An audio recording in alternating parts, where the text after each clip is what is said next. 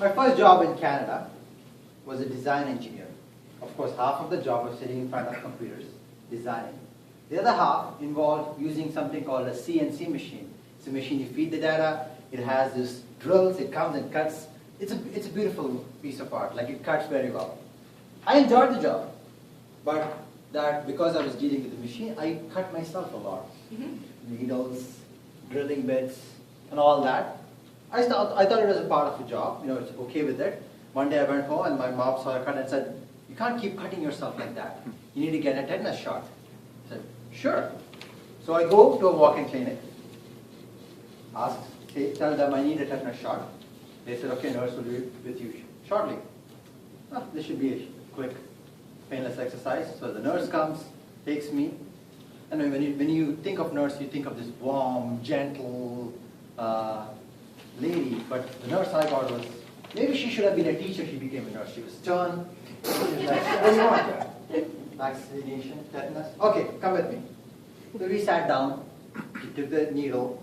I've of course taken a lot of injections in my life, and she put it in, and it was done. It was not that painful. There was a moment. She was in the room alone, me myself, don't get any ideas. I said, I'll try to make a joke.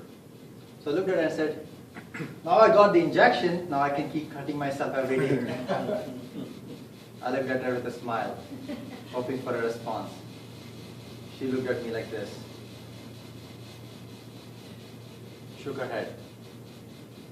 "Mr. Contest Chair, fellow Toastmasters and guests, I'm not a funny guy. Humor doesn't come very easily for me. I don't know why. Probably I can go into a lot of reasons. Maybe it's my cultural heritage. Maybe it's my parents. Maybe it's my mother. And the reason being, it's always easy to blame your parents for everything. So maybe as I was growing up, it was always about, you have to be the guy who is disciplined, gets good grades. Funny? No, not in our family. So maybe my humor was suppressed as I was growing up. So when I came to Canada, I realized, what? It's time to loosen up a little bit, right? So I came across a concept called Toastmasters. I read that when you go to Toastmasters, stand in front of people, talk public speaking, be comfortable, loosens you up. So I come to Toastmasters. An already uptight guy, come to Toastmasters, they asked me to give a speech. The first speech was easy, icebreaker, right? Loosened me up a little bit. Then I picked up the next manual. It had structure, opening, body, conclusion, vocal variety, body language. You had to move your gestures up and down. I thought, the whole point of me joining was to loosen myself up. There's more structure here. What will I do? Now, to be honest, I don't think I got my humor at Toastmasters at that point when I started, but it did loosen me up.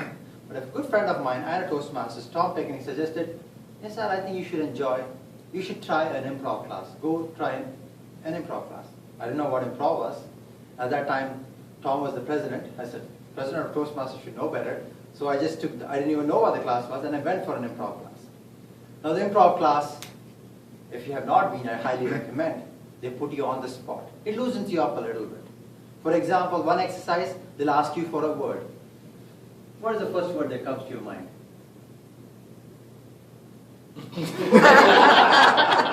Someone here, first word. Imbecile. Imbecile. I don't even know what that is. But you're supposed to talk about a minute, same like global topics, but you're supposed to be funny.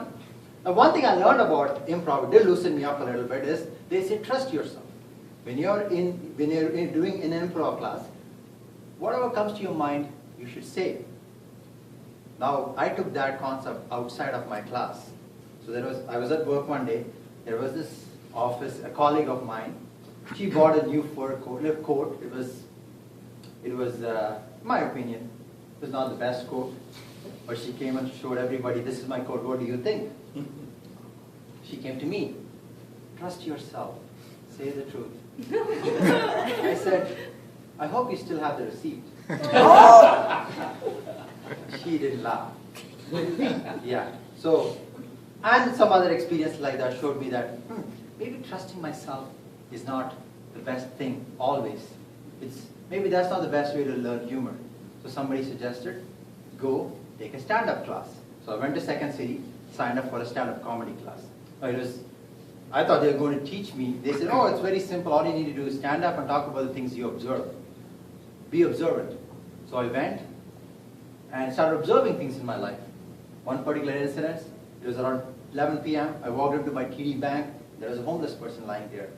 I said, now, any other time I would have been okay, but now I just felt guilty. You know, I'm in a bank. I can't say that. If somewhere else I can say, I don't want to give him money, but I'm in a bank.